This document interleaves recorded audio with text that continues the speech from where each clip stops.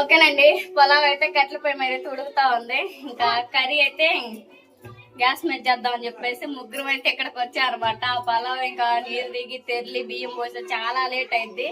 అందుకని చెప్పేసి గ్యాస్ మీద అయితే కర్రీ చేయబోతున్నాం. ఇంకా అక్క పొలావ్ చూసుకో, నేను చికెన్ కర్రీ చూసుకుంటాను, సరేనా?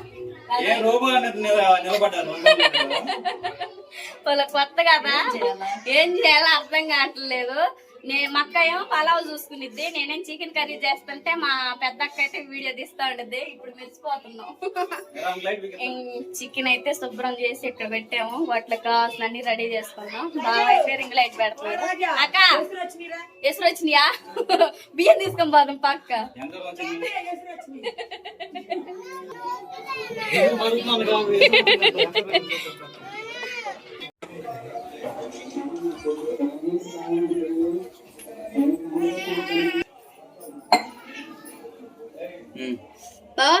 చెప్పు. పలావ్ అయితే ఉడుకుతాను కదా, కర్రీ చేస్తున్నాం చికెన్ కర్రీ.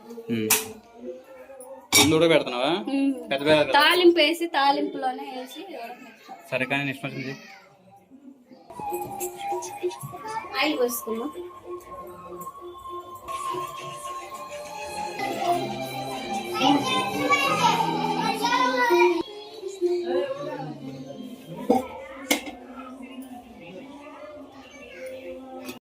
ఒక పక్క అయితే ఉడుగుతా ఉంది కదా, ఉల్లిపాయ పచ్చిమిర్చి రెడీ చేసుకున్నా చికెన్ కర్రీలోకి. ఐటమ్స్ అయితే చూద్దాం. అల్లం వెల్లుల్లి పేస్ట్, ఆయిల్ అయితే బాగా వేడవుతుంది. కరివేపాకు, పొలవాకులు, జీలకర్ర, చెక్క, లవంగాలు, యాలుక, కొబ్బరి అయితే పేస్ట్ చేసేస్తాను. చికెన్ అయితే ఇంక శుభ్రం కడిగేసి పక్కన పెట్టేస్తాను. కారం, కల్లుప్పు, పసుపు. ఆయిల్ అయితే బాగా వేడింది కదా, పొలవ దినుసులు, కరివేపాకు వేసుకోవాలి.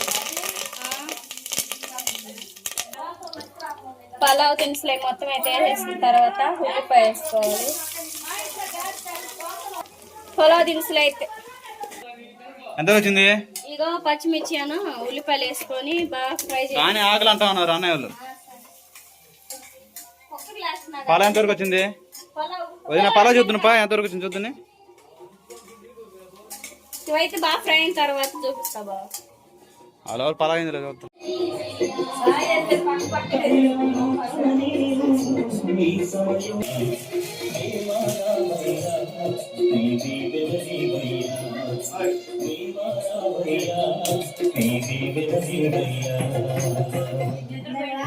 మా రాజే వదిలి వెళ్తుంది.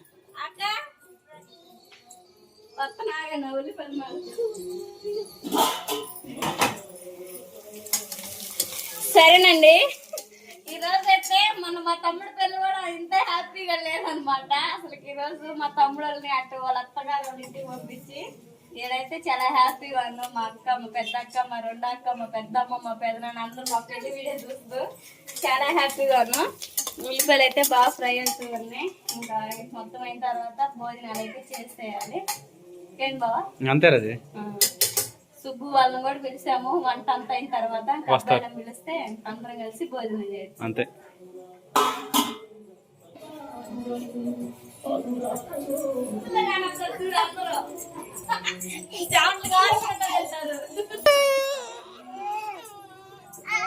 మనకి ఉల్లిపాయ పచ్చిమిర్చి అన్ని చూడండి బాగా బ్రౌన్ కలర్ లోకి అయితే ఫ్రై అయితే ఉన్నాయి కదా. టమాటాలు అన్ని వేసుకొని చికెన్ కూడా వేసేసుకున్నాం. ఫస్ట్ కొంచెం అల్లం వెల్లుల్లి పేస్ట్ కూడా వేసేసుకున్నాం. అల్లం వెల్లుల్లి పేస్ట్, అదే విధంగా కొబ్బరి అయితే పేస్ట్ పోసి కట్టేసాను. ఆ పేస్ట్ కూడా వేసేసుకున్నాం.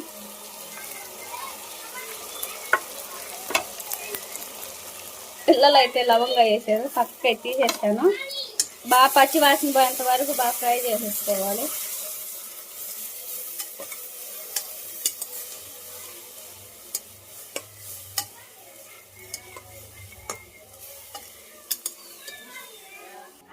మాటలో మా మరిది, మా తోడు కొడలు కూడా వచ్చారు. రండి గమన్ రండి, వీక్షని తీసుకొని రమే.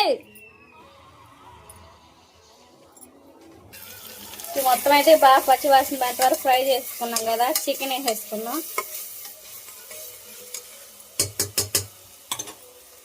మొత్తం అయితే బాగా వేగినట్లే చికెన్ వేసేసుకున్నాం.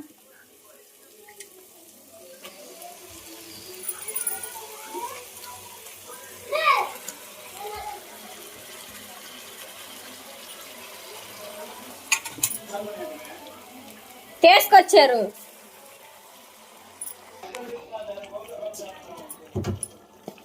దగ్గరికి కల్లుప్పను పసుపు అయితే వేసేసుకున్నాం కదండి. మళ్ళీ కొంచెం పసుపు వేసుకొని కలిపి వేసుకుందాం. మా తోడుకోళ్ళు మరి మక్కయ్య మా బావకి అందరు వచ్చేసినట్లే. కొత్తగా కర్రీ అడిగితే భోజనం చేసేయచ్చు.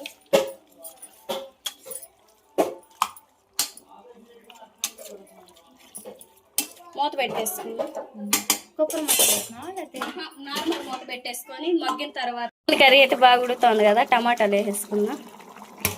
టమాటాలు మొత్తం వేసుకున్న తర్వాత కారం వేసానక్క, కొద్దిగా వేసానా. పలావ్ అయిందా? ఇంకా కొంచెం పసుపు కూడా వేసేసుకొని టమాటాలు వేసుకున్నాం కదా, గరం మసాలా వేసుకొని కారం వేసేసుకున్నాం. కర్రీ లుక్ ఎత్తుందో చూపిస్తాను అన్నీ వేసిన తర్వాత. కొంచెం కారం వేస్తాం.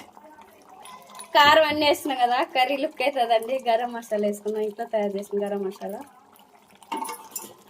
అక్క పుదీనా కూడా అక్క హాట్ బాక్స్లో ఉన్నా. ఇప్పుడు మూత పెడతా, లాస్ట్ కొద్దిగా వేసుకోవచ్చు.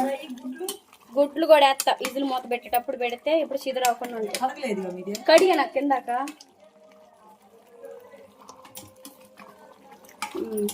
ఇప్పుడు ఒక తక్కువ వాటర్ పోసుకొని ఇజులు మూత పెట్టేసుకున్నాం. 4 ఇజులు వచ్చిందాక.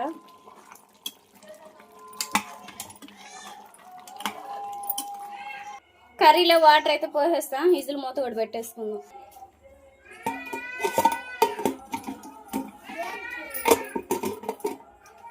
కర్రీ అయితే మొత్తం బాగా ఉడుకుతుంది కదా. ఎగ్ సాల్తలు కూడా తీసుకొచ్చాడు బావ. ఫస్ట్లో ఎత్తే చిదిరిపోతాయి అని వేయలేదు, ఇట్లా వేస్తే ఉడుకుతుంది బాగా. మూత పెట్టేసుకుందాం మనం. అయిందా?